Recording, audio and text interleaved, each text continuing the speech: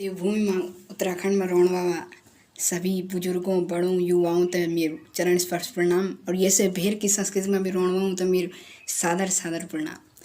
नमस्कार मित्रों, मैं हूँ सपना थपलियाल और आज फिर आपके सामने एक छोटी सी रचना और लेख आपके मध्य प्रस्तुत करना चाहूँगी। आशा है कि आप लोगों को बहुत पसंद आएगी। जो आज मेरू लेख जी ते की सच्चाई जी की ते की जो प्रकरण जी सोची दुनिया की सच्चाई। आइए आगे जानते हैं।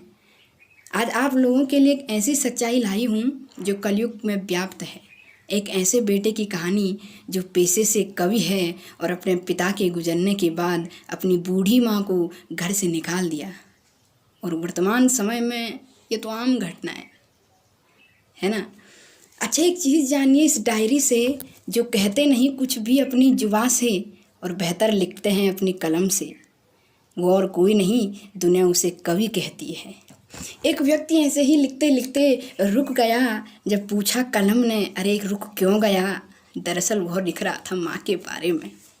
बड़ी बड़ी बातें कर रहा था चंद पन्नों से कि माँ से करो प्रेम, करो इसकी सेवा और मिल जाएगा मेवा, आदि आदि। ये उस कवि व्यक्ति की कुछ पंक्तियाँ हैं, जैसा कवि या कोई भी लेखक लिखता है। अचानक पन्ने पलट गए। संजोग से उन पन्नों में चिपकी थी एक फ़ोटो। और फोटो देखते ही उसके अधरों से आवाज़ आई, माँ। आँखों से निकला पानी और न जाने ये दृश्य क्यों हुआ अगवानी। आइए पढ़ते हैं आगे। कहती हूँ वहाँ पर से जहाँ पर शुरू हुई कहानी। कलम को पूछा सवाल और कवि अर्थात उस व्यक्ति का दिया गया उत्तर बड़ा रोचक है दोस्तों। आइए पढ़ते हैं। व्यक्ति कहता है, लिख रहा हूँ इतनी बड़ी बातें कि करो माँ की सेवा, पर फिर सोचता हूँ कि क्या किया मैंने कभी खुद से। तभी पन्नों ने पलटकर पूछा कि मत करो पश्चाताप, जाओ कर लो माँ को सादर प्रणाम। तभी आती है पत्नी बड़े सज धज के और कहती है अपने पति से, खबरदार अगर ऐसा कभी बोला अपनी इस कड़वी जुबान से। उसकी पत्नी दोबारा बोली, अगर आई वह बुढ़िया इस घर में तो छोड़ दूंगी इस हंसते खेलते घर परिवार को। पति हैरान हुआ अपनी पत्नी की बात सुनने के बाद। सोचा थोड़ी देर, फिर पूछा पत्नी से, ठीक है, एक शर्त पर अपनी माँ को नहीं लाऊंगा। पत्नी हंसते हुए बोले, हाँ बोले जी, क्या शर्त है?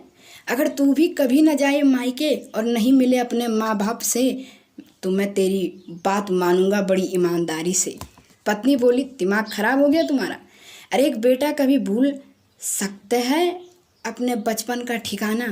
बस वह व्यक्ति बोले, जब तू ये नहीं कर सकती तो मैं ये जुल्म अपनी माँ पर क्यों करूँ? भार्या, भार्या थोड़ा संस्कृत का उच्चारण, भार्या का अर्थ होता है पत्नी। पत्नी के कुछ कहे बिना ही वह चला गया आश्रम, और जिसे आजकल लोग कहते हैं वृद्ध आश्रम।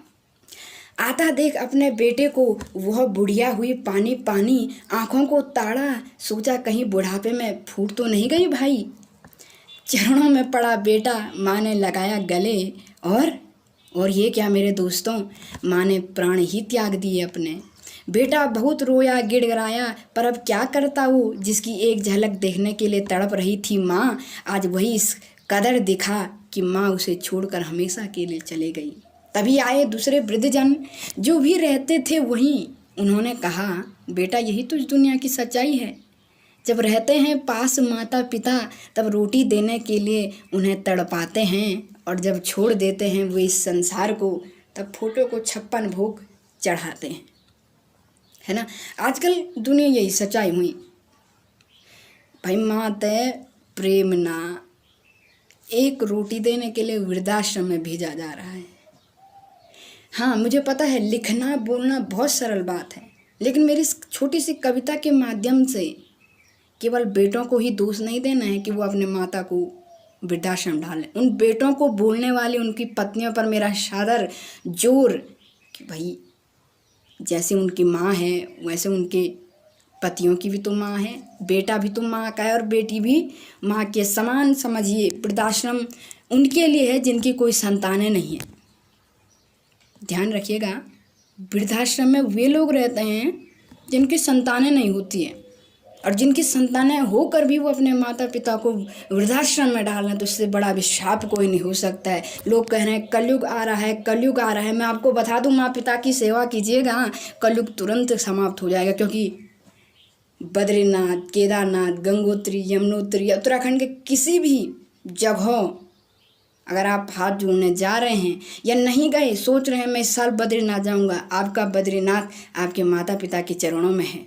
एक बार ज़रा पैरों में हाथ रखिए और कहिए माँ, तो इधर जो सुकून मिलता है ना, वो केवल वही जानता है जिसने उनके पैरों में हाथ रखा हो, है ना।